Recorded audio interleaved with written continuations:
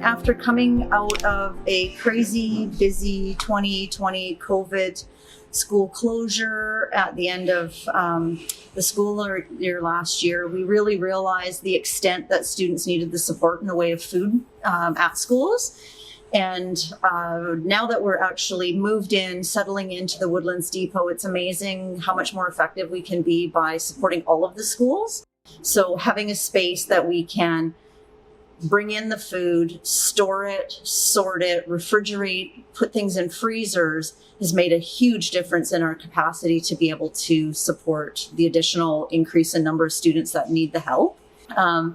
Each day during the week, Monday to Friday, our Food4Schools program coordinator is able to access food through our relationship with the Loaves and Fishes Food Bank. So we're able to recover vast amounts of food, everything from fresh produce to cereals and breads and milk, dairy products. And the foundation, it purchases the rest of the food to make up the difference of what isn't available.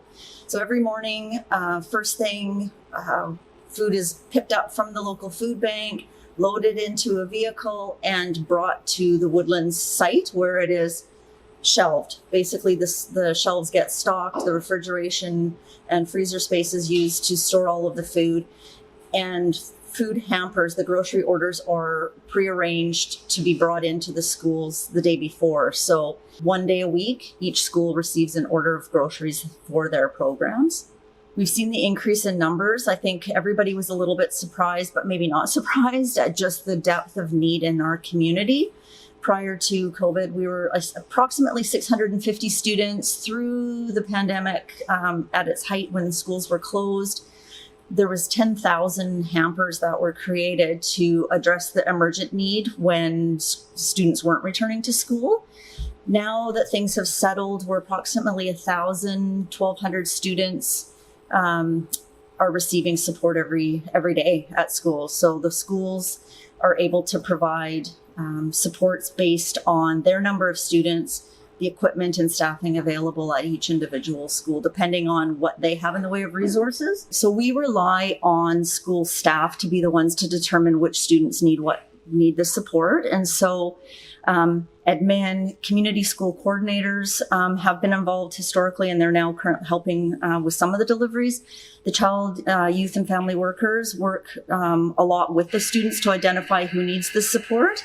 The idea is, we don't determine, we don't get involved in any of that. The foundation's role is to make sure that we access enough resources to be able to support the students that do need it. This program has been widely received with accolades, not only locally, but across the province and even federally. We've had requests from other school districts to find out how did we go about doing this type of program, and looking for suggestions on how to recreate this type of a model in other communities. And the success of this program is really strongly based on the partnerships that we've been able to solidify. So the partnerships primarily with Nanaimo-Ladysmith Public Schools, the relationship with our local food bank, community donors, relationship that was standing with Breakfast Clubs of Canada. We've worked with the United Way, and really just building a cohesive program where the community all has the opportunity to participate. So whether it's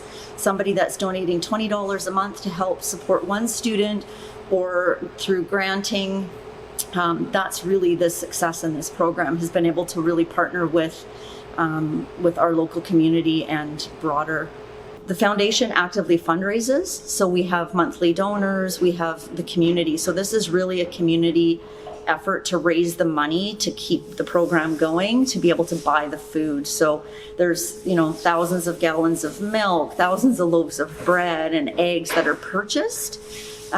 So having the relationship with the school district and access to the depot has been invaluable in allowing us to really stretch our resources